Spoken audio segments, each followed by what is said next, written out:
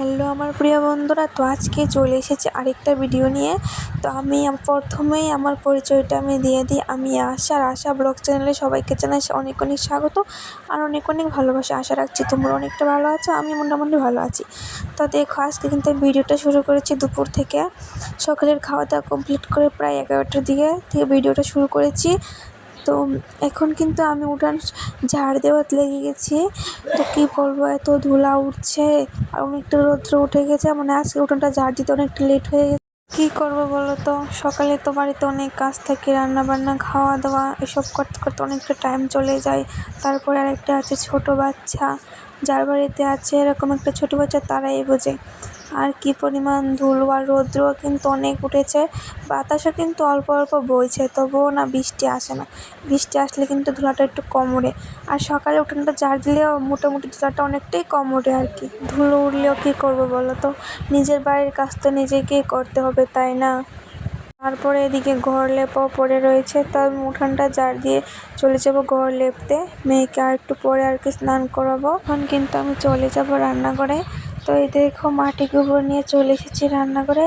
তো এটা হচ্ছে আমার ছোট্ট কুঁড়ের রান্নাঘর, যেখানে আমাকে ঘুম থেকে উঠে প্রথমেই আর আমাদের বাড়ি হচ্ছে মানে গ্রামে বন্ধুরা।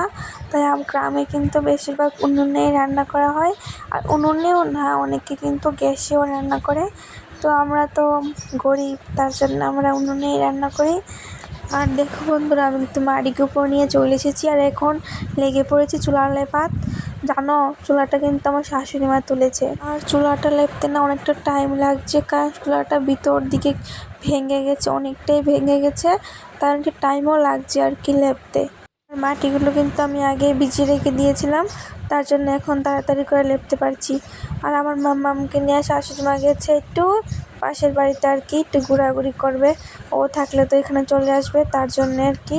আর মাম্মামকে নিয়ে ভিডিও করা যায় না, ও বারবার স্ট্যান্ডে ধরে, অনেক দুষ্টু। আর আমি অনেক তাড়াতাড়ি করে লেপার চেষ্টা করছি, আর মাটি গোবর দিয়ে লেপতে একটু টাইমও লাগছে। তো আমার কিন্তু রান্নাঘরটা লেপলেই আমার লেপা শেষ, কারণ আমি বড় ঘর লেপে চলে এসেছি, বারান্দাটাও লেপে নিয়েছি।